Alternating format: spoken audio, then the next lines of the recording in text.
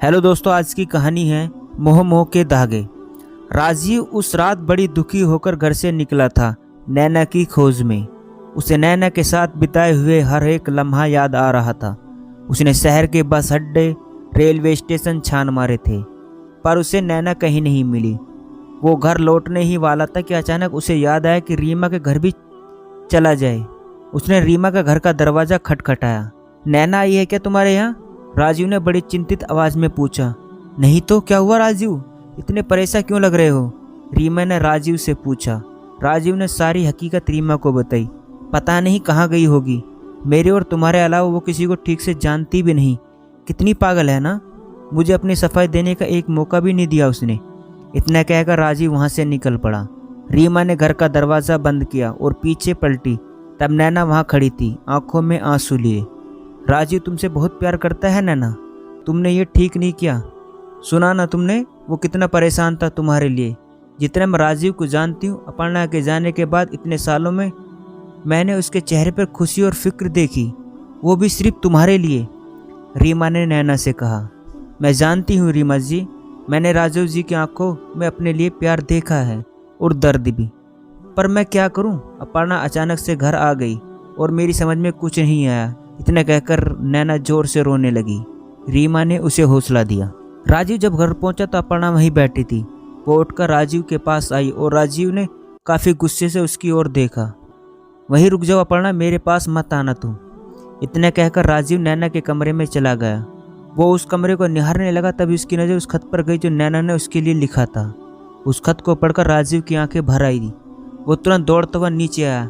ये नैना कौन है राजीव, और तुम्हारे साथ यहाँ क्या कर रही है? मुझे जवाब दो, अपर्णा ने राजीव से पूछा। तुम्हें उससे क्या, और अब तुम यहाँ किस लिए आई हो? तुम्हारा और मेरा रिश्ता उस दिन ख़त्म हो गया जिस दिन तुम मुझे छोड़कर उस अभय के साथ चली गई थी।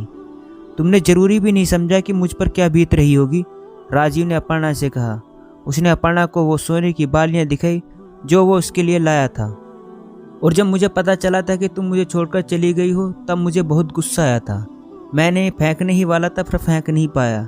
ये हमेशा मेरे पास ही रहती, मुझे एहसास दिलाती कैसे तुमने मुझे धोखा दिया, और मेरे अंदर की नफरत हमेशा तुम्हारे लिए बढ़ती रही।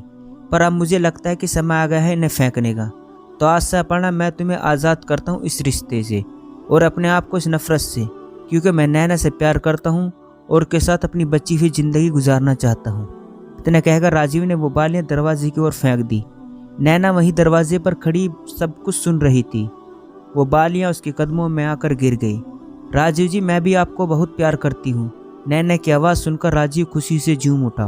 वो दौड़ता हुआ नैना के पास गया और उसे गले लगा लिया। अपर्णा ये सब देख रही थी। उसे आज अपनी गलती का एहसास हुआ, पर अब काफ़ी देर हो चुकी थी। वो वहाँ से चली गई। राजीव और नैना काफ़ी देर तक दरवाजे पर ही खड़े रहे। राजीव जी अंदर चलिए, नैना ने काफ़ी शर्माते हुए राजीव से कहा। मुझे माफ़ कर दीजिए राजीव जी, मुझे ऐसा नहीं करना चाहिए था।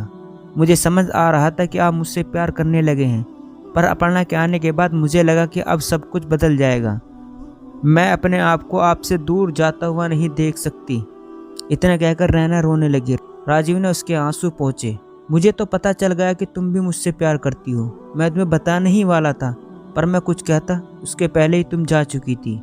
नैना, हम दोनों के नसीब में शायद ऐसे ही मिलना लिखा था।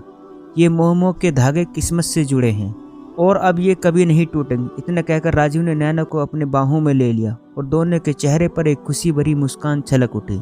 दोस्तों, बस इतनी सी थी ये कहानी। दोस्तों, कहानी अच्छी लगी हो तो चैनल को सब्सक्राइब करना ना